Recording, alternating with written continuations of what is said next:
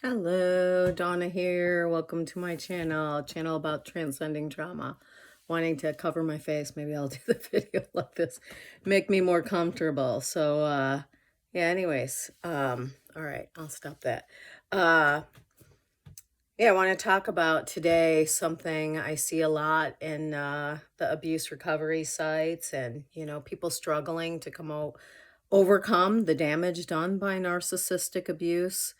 And it's really devastating. What I want to talk about today is that I see often, and I've done it myself, and it sets you up for further abuse. But it's where we confuse um what's the word, oh my god, hypervigilance and with like the second guessing. And it's actually, we're worried we're being hypervigilant, and the thing that we're doing that is harming us is the second guessing. So like narcissist, it's really sad. I just joined or was asked to do a group this morning where it's like a messenger support group. There's so many people just like yeah, having such a struggle overcoming narcissistic abuse, like it's a real phenomenon. It's what they do is they do that love bombing and charming, what I call grooming. And because there's nothing charming, or, if you call it grooming instead of love bombing, like even I see people ask, and that's kind of like, am I being hypervigilant? Or, and then they're second guessing themselves. Is this love bombing? Don't ask yourself that anymore, because even having that word love in it is like it's a little mind play. Ask yourself, is this grooming, or is this real interest? Is this grooming? So like grooming, aka love bombing, is a lot different than, starting a natural, healthy connection with someone. You know what grooming looks like. It has agenda behind it. It's, narcissists are notorious for, injecting that sweetness. That's what gets you to open up so they can do the projective identification, which means instill you with their shame. So, and belittle and devalue you.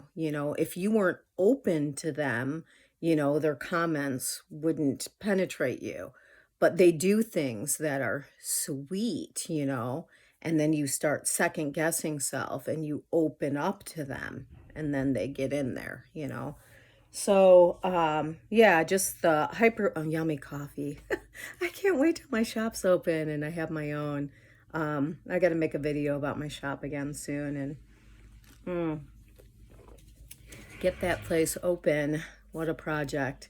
But, I was thinking, telling someone this morning, it's quite the project, but it's a better project than a narcissist by far.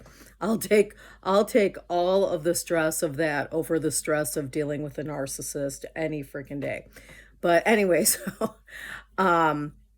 the hypervigilance versus the second guessing. So I want to try and like pull apart what those two things are so you don't keep second guessing, because when we second guess, we end up falling prey to another abuser. We end up staying in situations that are harmful, so like even in work environments, like where you can see the narcissistic behavior. The thing is, I don't think we're hyper vigilant. Like someone told me, I forget how they worded it. I loved it. It was like, you can see evil, you can see evil. Like, don't beat yourself up for having that ability. When you've grown up in that narcissistic family system, I mean, until you start to heal, you're kind of blind to it. You're sort of like, that behavior is just familiar. You don't even like, you notice it, but you don't know yet that that's unhealthy. You just kind of think that's the world. But once you get out of it and you start getting healthy, that behavior, you know it. You've experienced it. So when you see it in someone, don't shame yourself. Don't shame yourself for being able to see the reality of a pattern you're familiar with, that you've experienced, you know. I've done that, and I see people do it all the time in the recovery groups, because then they start thinking they're being hyper vigilant. And it's so funny sometimes, even too, to read what, you know, they think they're being hyper vigilant about. Like, you know, oh, I'm worried, like, is this love bombing? I'm not sure. I can't really tell. Like, I haven't met him yet. We met online, and he told me he can't wait about our future together. And, you know, he's going to take me to Paris next month. I'm just like exaggerating, but sometimes they're like that. Sometimes the second guessing is more, you notice it. You notice like the little love bombing, and you're like, you know, I think the hypervigilance is we're very aware of our surroundings. That's the hypervigilance. And that can be exhausting. But we are very aware. We have that awareness, you know. So when you're noticing that someone is appearing to have those patterns, trust yourself. Don't second guess yourself.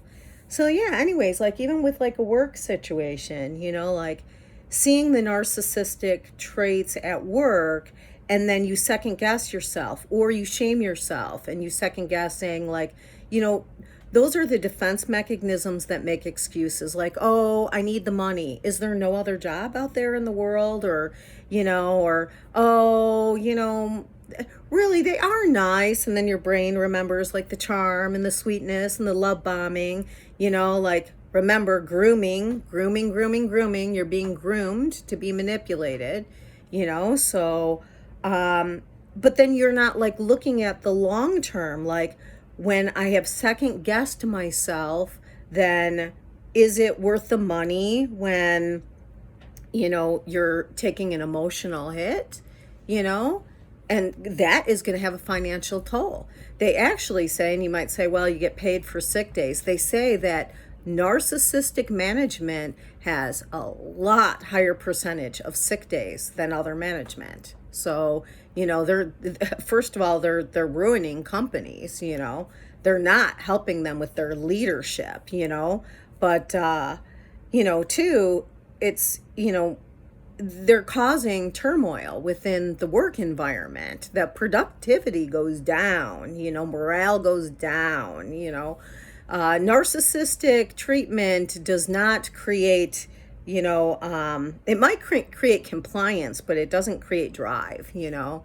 And so, yeah, like think about it. Is it, you know, like you second guessing is, you know, you're setting yourself up to be hurt, you know.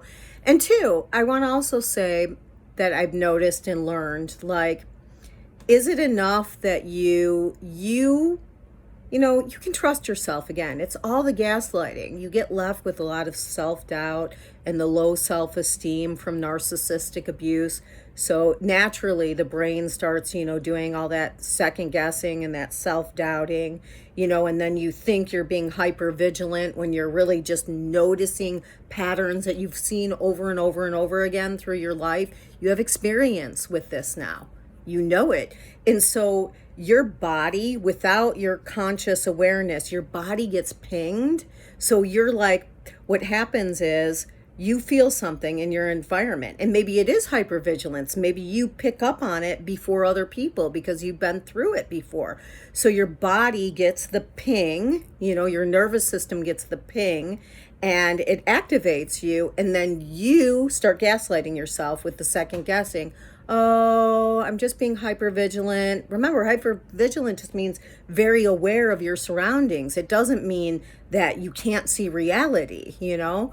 So, you know, oh, I'm just being hypervigilant and oh, this and that. It's that second guessing that gets you every time. Stop second guessing yourself. It's enough. So when the ping comes through the body and the nervous system, it's enough to trust that. That's your gut. That's your intuition. That's your experience alive in your nervous system. Trust it. Trust it, trust it, trust it. You don't need your brain to do the gymnastics for you. You don't need the brain to do that. The brain is programmed with gaslighting and self-doubt and all of this. Just listen to the wisdom of your body. It's telling you, and trust it. Don't second guess it. And you don't have to give it a whole bunch of narrative either. You don't have to, I'm very analytical and I love analyzing things, but you don't have to like, oh, this person is pinging that old familiar patterned feeling, and I don't have to like sit there and hyper, psychoanalyze them and, do all of this. It's good enough that I feel that. I don't need to second guess it. Like, what's the worst that can happen? Like, I'm not saying like when you feel that you attack someone, you remove yourself from them. We know narcissistic abuse is devastating on the human being. It affects the nervous system, it affects your brain, it affects your life. So it's your cue. Oh, I am not staying engaging with this person. You don't need to let them know. You don't need to let them know they're a narcissist. You don't need you don't need to let anyone know, you need to let I am not engaging with this person, and you can do that gray rock method where you're just, your emotions are cold with them. They're turned off. You just don't, because you don't want to connect with them. You don't want to let their poison into you. So, yeah, when you feel that intuition come in. So what I was going to say is like, what's the worst that can happen? So if you don't second guess yourself anymore, and now you're living your life well and protected from these people, because again, the intuition knows, what's the worst that would happen that you second guess that, oh, I felt this intuition in my body about the person, which is right anyways, but say it was wrong. So what's the worst that happened? So you didn't connect to someone that gave you an off feeling inside. So what? Like we're trained also to just be boundaryless and just allow. And, everyone's above us. We're below everyone. We have no right to think something is not okay with someone. We're, like narcissists just crash right into you, boundaryless, like body snatchers taking you over. So just trust yourself. Stop second guessing you. Listen to your body. Listen to your feelings about people. You do not need to second guess them. Again, what's the worst that can happen? You don't allow someone into your life that pings your nervous system in an unhealthy way. Good. All right. Peace out. Remember, don't second guess yourself. Trust yourself. You can trust yourself.